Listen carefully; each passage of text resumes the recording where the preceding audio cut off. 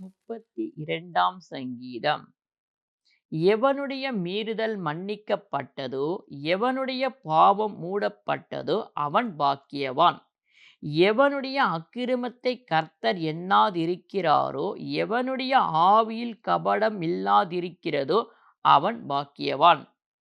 நான் அடக்கி வைத்த மட்டும் நித்தம் என் கதறுதலினாலே என் எலும்புகள் உலர்ந்து போயிற்று. இரவும் பகலும் என்மேல் உம்முடைய கை பாரமாயிருந்ததினால் என் சாரம் உஷ்ணகால வறட்சியைப் போல வறண்டு போயிற்று. நான் என் அக்கிரமத்தை மறைக்காமல் என் பாவத்தை உமக்கு அறிவித்தேன். என் மீறுதல்களை கர்த்தருக்கு அறிக்கையிடுவேன் என்றேன். தேவரீர் என் பாவத்தின் தோஷத்தை மன்னித்தீர்.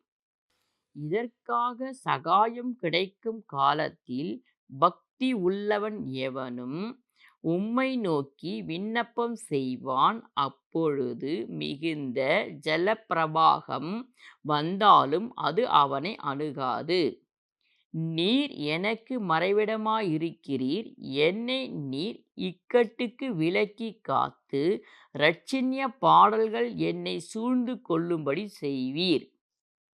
நான் உனக்கு போதித்து நீ நடக்க வேண்டிய வழியை உனக்கு காட்டுவேன். உன்மேல் என் கண்களை வைத்து உனக்கு ஆலோசனை சொல்லுவேன். வாரியினாலும் கடிவாளத்தினாலும் வாய் கட்டப்பட்டாலொழிய உன் கிட்டி சேராத புத்தி இல்லாத குதிரை போலவும் கோவாறு கழுதையைப் போலவும் இருக்க வேண்டாம். துன்மார்க்கனுக்கு அநேக வேதனைகளும் உண்டு. கர்த்தரை நம்பி இருக்கிறவனையோ கிருபை சூழ்ந்து கொள்ளும்.